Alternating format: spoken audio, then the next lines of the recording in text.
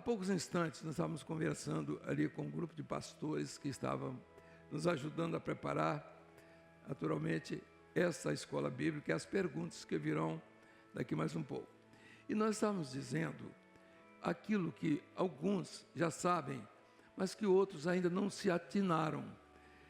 Nós temos que entender que o livro de Cantares foi um livro escrito desde o começo da igreja. Origens, eu não sei muito bem, eu sempre digo 160, 180 ou 200 anos, 180, então está aí o comandante falando. Então, 180 a 200 anos depois de Cristo. Veja aqui, o que Orígenes escreveu a respeito de Cantares foram trechos, comentários, e ele não tinha discernimento ainda, mesmo porque eles mal conheciam o Novo Testamento, e o Velho Testamento para eles não tinha um significado como teria para a igreja dos nossos dias. Orígenes, então, foi um chamado dos pais da igreja. Ele escreveu alguma coisa sobre Cantares, mas o que ele escreve é muito confuso, o que é natural. Então, ele não sabe discernir aquele relacionamento espiritual e aqueles que eram protagonistas espirituais de uma canção, de uma poesia idílica, onde ele se referia a um noivo, a um jovem amante de uma donzela, aquelas coisas de gente. Ele botou o que ele sabia, o que ele podia, nada acrescentou, e ninguém aproveitou nada do livro de Cantares. Mais tarde vieram outros. O próprio Lutero, um dos livros que ele não comentou, todos os demais livros, ele não comentou o livro de Cantares, nem o livro de Jó. Ele achava que Jó era mito e Cantares, um santo monge, não podia tratar de negócio de amor carnal. Então, o entendimento dele, Cantares, era um livro carnal. É de amor, é aquela história, né, poética, né, aquela de gente. Mais tarde, aí nós conhecemos a história de um servo de Deus que morreu na prisão na China, ficou 15 anos preso, e enquanto ele ficou preso, ele escreveu o livro, alguma coisa sobre o livro de Cantares, Cântico de Los Cânticos, que está lá hoje, é um livro que todo mundo conhece, porque foi traduzido para o espanhol, para o castelhano. Mas vejam só, naquela época, era a época onde o império estava caindo, chinês estava caindo, estava entrando o comunismo, e as perseguições, ele foi parte dessa perseguição, e ficou preso e morreu na prisão, mas deixou os seus escritos. Quando você olha os escritos, ele não alcança aquilo que é a revelação. Ele não consegue. Ele diz algumas coisas que são interessantes, diz outras coisas, são referências, porque a Bíblia é assim. Você pode pegar um texto e pregar sobre determinadas coisas sem sequência profética. Ele não entendeu que o livro era uma sequência profética que estava no Velho Testamento e que no tempo certo ele seria colocado à disposição da igreja, no momento que a igreja ia entender aquilo que foi profetizado 3.000 anos antes do nosso tempo, 1.000 anos antes de Jesus. Então o livro de Cantares foi escrito dessa forma. Então há uma história em todo o livro, e essa história, agora voltando aqui para a Igreja Maranata, há quase 50 anos nós viemos falando sobre Cantares, dando aula sobre Cantares, mostrando muitas coisas, começamos a trazer, fizemos estudos sobre Cantares, tudo que foi possível escrever, falar, tal. Mas houve uma coisa interessante, houve um fato interessante, é que um grande grupo aqui, se eu pedir para levantar a mão, eu vou pedir, todos aqueles que já ouviram antes desse período falar sobre Cantares, levante a mão aqui, para levantar a mão. Tem vários aqui os pastores quase todos, então pode baixar. Vejam só, todos, em grande parte, ouviram aqui sobre o livro, assuntos interessantes. Mas o que é que acontecia era que na hora que vinha a mensagem, então a mensagem ficava restrita a um fato, a um momento. Aí você pergunta, foi ruim? Não, não foi ruim. Foi bom, foi bom. Porque a memória foi sendo ativada, lembrando tudo. Quando nós chegamos agora, aí o negócio mudou. Por quê? Porque a Igreja Maranata, se ela tem esse nome, está destacada por isso, ela ficou com a responsabilidade diferente de qualquer outro grupo, é de trazer aquilo que está na Bíblia, não o que está na letra, não aquilo que é o letrismo, não aquilo que é só historicismo, não é aquela repetição que fala de texto e de contexto. O texto está aqui, o contexto está aqui. Então, o texto é esse, o contexto é esse. O contexto é que Jesus estava em tal lugar, estava fazendo isso, estava fazendo aquilo. Contexto, está tudo certo. O versículo tal combina com esse. Não há pecado nenhum nisso. Acontece que isso continua sendo racional. Então, as pessoas podem usar figuras literárias para destacar aquilo que está na Bíblia e começar a dizer assim, olha, isso aqui é um litote, isso aqui é uma sinonímia, isso aqui é isso aqui. Então, ele pode dizer uma série de coisas. Isso aqui é uma metáfora. Então, ele pode usar e explicar isso em termos até culturais, linguísticos. Está tudo certo, mas não é isso que está interessando para a igreja agora. Fulano disse isso, para nós não interessa. O que falou Calvino, o que falou Lutero, foram servos de Deus, foram para as suas épocas, origem, para as suas épocas. A igreja agora, ela assume outra posição diante da palavra. Qual é a diferença? A letra vai continuar, todo dia tem letra, todo domingo tem uma pregação, todo mundo está pregando todo domingo, de manhã, de tarde, de noite tem pregação, você liga a rádio, um está expulsando uma coisa, está dizendo outra, outro está falando daqui, está para lá, nós não temos nada com isso.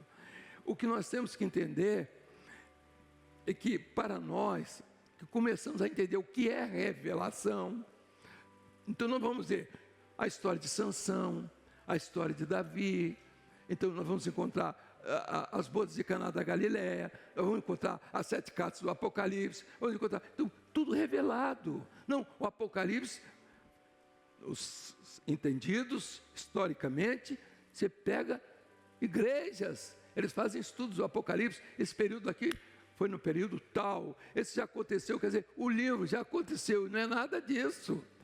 Historicamente, eles podem inventar uma porção de coisas, mas para nós não interessa.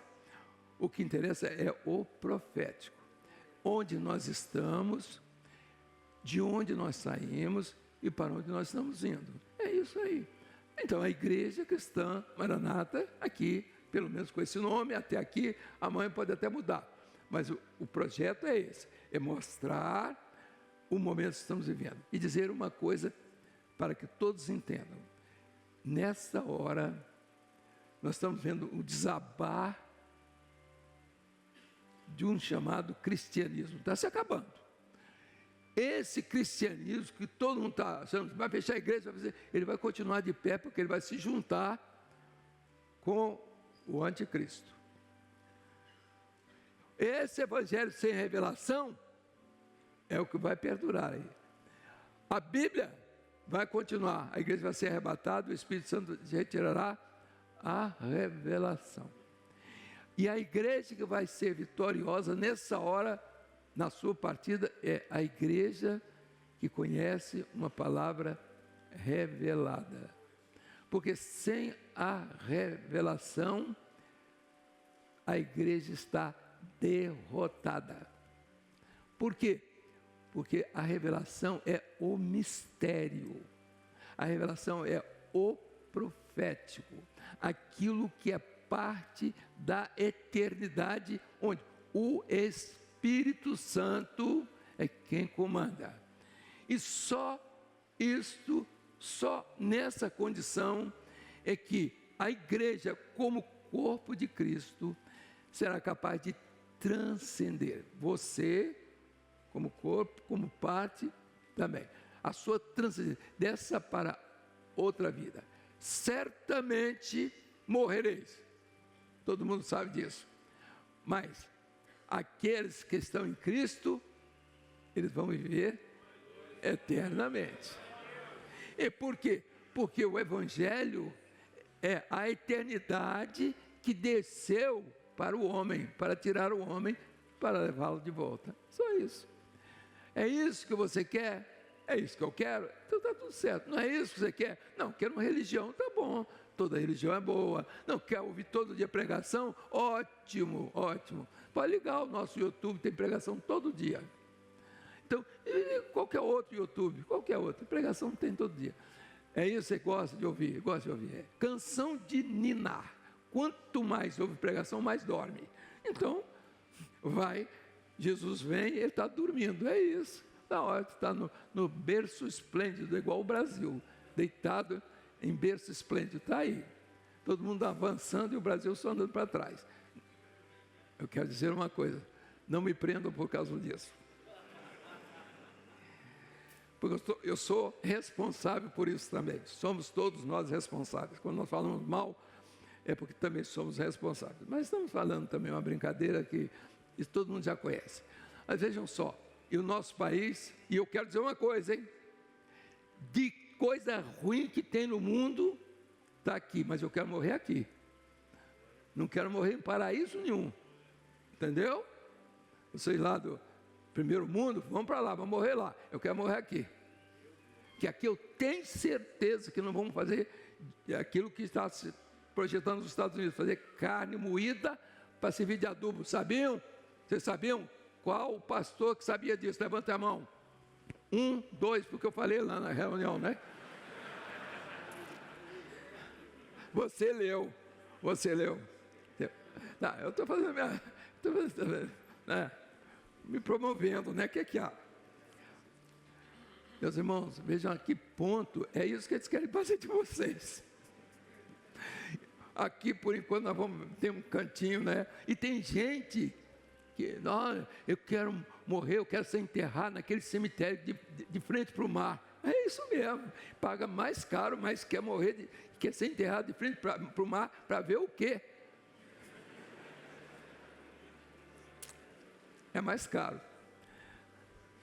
Meus amados, hoje é um dia assim um pouco especial. É claro que nós estamos fazendo algumas observações, aproveitando os pastores que estão aqui, obreiros, irmãs, irmãos, e em todas as partes do Brasil, estão ligados conosco.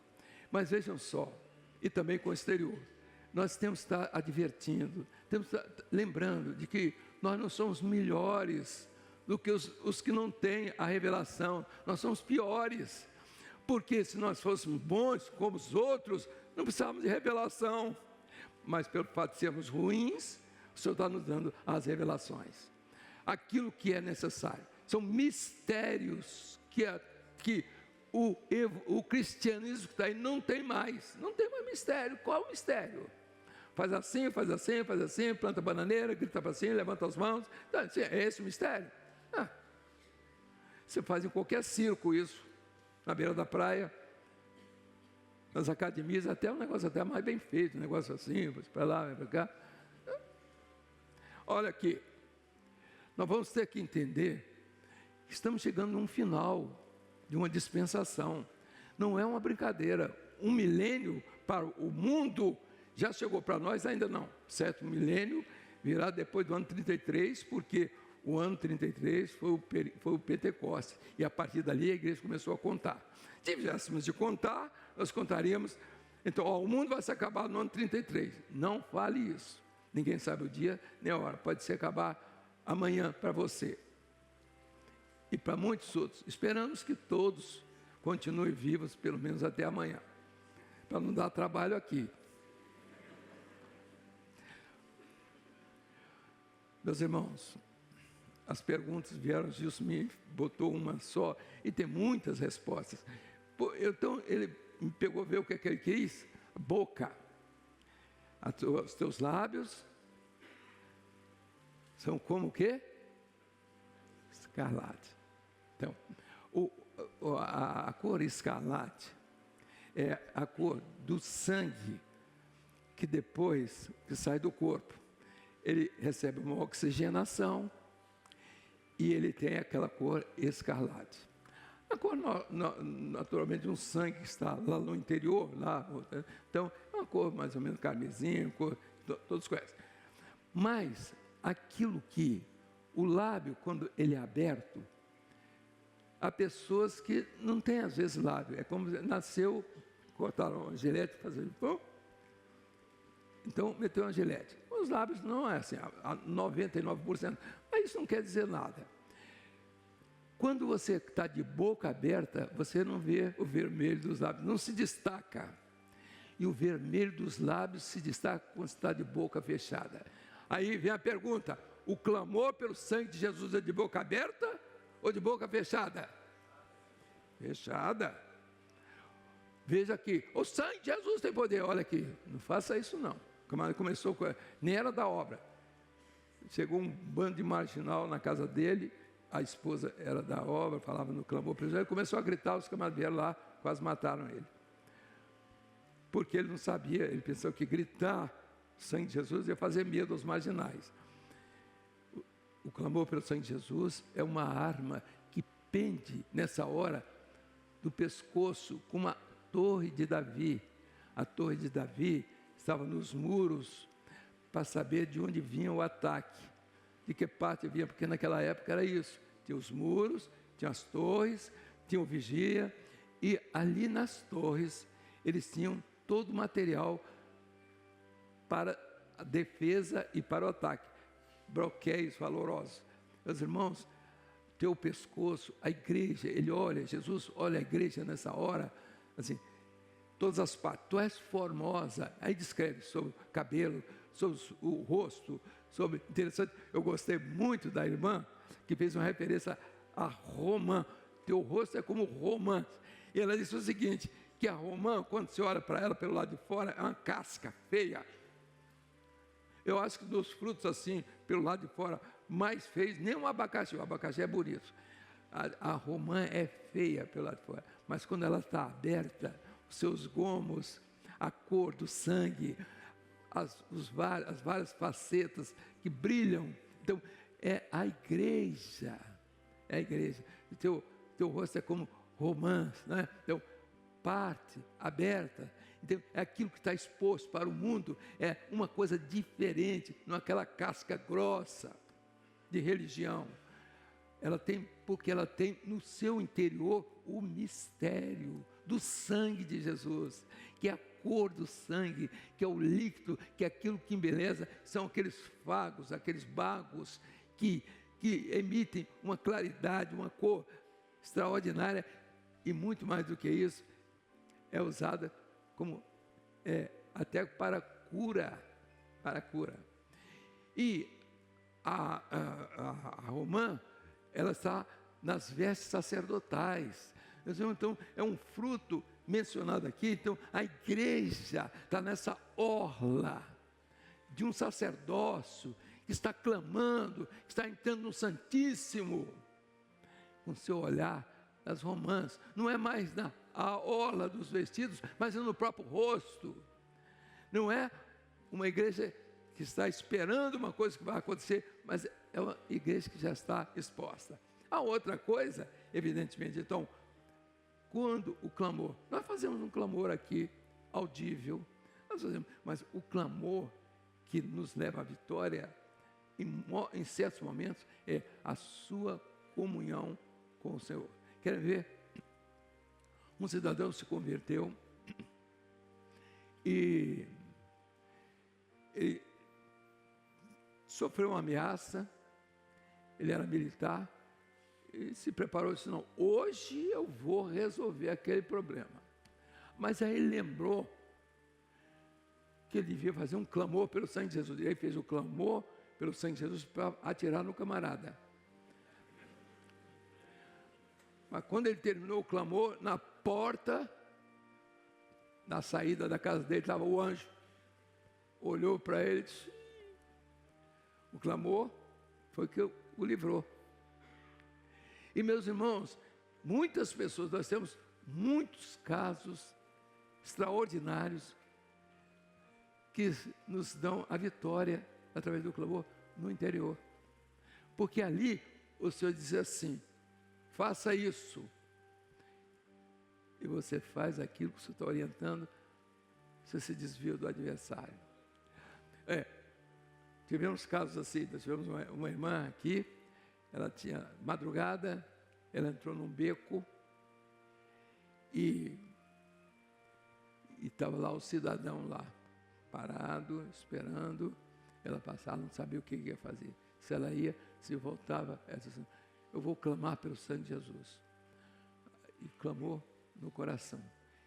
De repente, o indivíduo deu uma disparada e saiu correndo, e tinha um grupo de pessoas, um grupo militar, não sei quem que era, segurou o camarada. O que foi? O que está acontecendo? Não, porque estão me perseguindo.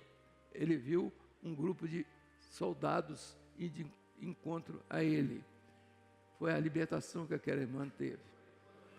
Então, ela teve naquela hora a bênção do clamor. Ela usou. Quando você usa o clamor no coração, sabendo que aquilo é do Espírito, o vermelho dos lábios, ele sabe com quem você está lidando. Por outro lado, assim, você, a igreja, a minha noiva, a minha futura, é como um grupo de cabras que passam no monte de Gileade. Quem olha a igreja, ela não vê você, ela vê um grupo de pessoas. Quem fizesse uma fotografia de cima para baixo, aqui, viria o quê? Um grupo de pessoas. Os teus dentes, a igreja, quando ela se apresenta, não é só a sua beleza. Os dentes, nós não podemos dizer que dente define as pessoas, o aspecto, vamos dizer, moral, social, ou qualquer coisa. Não existe isso, porque no Brasil, na verdade, as pessoas têm dificuldade com relação à sua dentição. Hoje está um pouco melhor, o governo já tem colocado, né, elementos na água para melhorar um pouco, tal. Tem melhorado. Então, os sorrisos das pessoas são mais elaborados. E seus dentes. Então, os dentes, uns dividem, outros apreendem, outros trituram. Então, é o alimento que a igreja precisa. Hoje nós estamos dando um alimento aqui. Se você quiser engolir isso de uma vez, tem valor nenhum. Vai dar problema no estômago, não houve salivação, sua dentição não funcionou, a igreja não. O alimento, ela é isso aqui. Vocês estão vendo o que está sendo feito aqui? É o que se faz, é a ovelha, precisa ter dentes para isso. Ela não engole uma pedra de jeito nenhum. Por quê? Porque ela mastiga, ela remói, ela só pega aquilo que é bom, ela não pega veneno não. Meus queridos, todas produzem gêmeos, no mesmo clamor, na mesma comunhão, no mesmo alimento. Estamos juntos, somos iguais, povo de Deus, ovelhas do meu pasto. Há coisa melhor do que isso? Sem cor, sem caracteres especiais, ninguém aqui é mais importante que ninguém. E digo uma coisa: quem quiser ser importante, que seja servo. Para nós aqui, ser importante é quem está servindo, não é quem está mandando, não. Os mandantes têm que ir embora, tem que ficar só servos. Essa obra, meus irmãos, ela tem que terminar deixando para o mundo um exemplo. Somos poucos, porque são poucos os que se salvam. São poucos, um punhado.